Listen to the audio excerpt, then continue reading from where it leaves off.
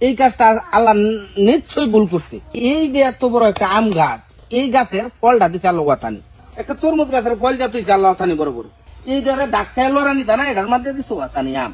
তুই কি করতেছ? আল্লাহ ভুল করছে, আল্লাহ নিশ্চয়ই এই কাজটা ভুল করছে।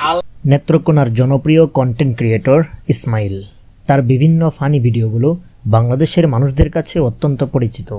আজকে হঠাৎ করে তার একটা ভিডিও দেখলাম, সে আল্লাহ তাআলার সৃষ্টির মধ্যে ভুল ধরছে। আল্লাহ তাআলার সৃষ্টির মধ্যে অসামঞ্জস্যতা আছে, তার অনেক সৃষ্টির মধ্যে ভুল আছে, এমন জঘন্য ইমান বিধ্বংসী কথা বলল এই ইসমাইল। সে একটি আম গাছের নিচে শুয়ে আছে, এমন সময় উপর দিকে চোখ ফেলতেই দেখল আম গাছটি যতটা না বড় তার চেয়ে আমগুলো অনেক ছোট ছোট। অতএব সে বলতে লাগলো, আল্লাহ তাআলার এই সৃষ্টিটা সঠিক হয় নাই, তিনি এটি ভুল করেছেন, কারণ এত বড় গাছের মধ্যে ছোট ছোট আম ফল দিয়েছেন। পক্ষান্তরে দুর্বল তরমুজ গাছ, সেটির মধ্যে অনেক বড় বড় তরমুজ ফল দিয়েছেন। তাহলে বিশাল বড় গাছের মধ্যে ছোট ফল দিয়েছেন এবং ছোট দুর্বল গাছের মধ্যে বিশাল বড় বড় ফল দিয়েছেন। অতএব আল্লাহ তাআলার সৃষ্টির মধ্যে ভুল আছে। কিন্তু ভিডিওতে দেখা গেছে ঘুমিয়ে থাকার এক পর্যায়ে তার পেটের উপর একটি আম ছিঁড়ে পড়ে যায়।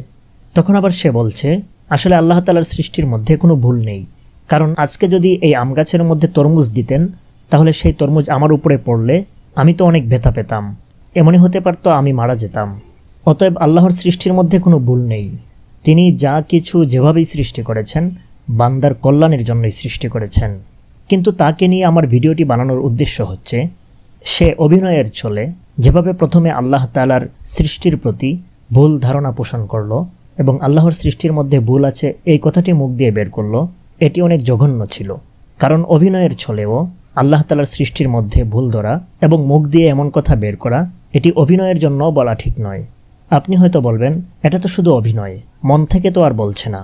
আসলে মুখ দিয়ে বলুক আর মন থেকে নাই বলুক, এটা কোনো বিষয় না, বরং আল্লাহ তাআলার শানে এমন কোনো কথা মুখ দিয়ে বের করাটাই ঈমান পরিপন্থী। এ সমস্ত জঘন্য ঈমান বিধ্বংসী অভিনয় থেকে প্রত্যেকের বেঁচে থাকা উচিত। আল্লাহ তাআলা আমাদের সবাইকে দ্বীনের সঠিক বোঝ দান করুন, আমিন।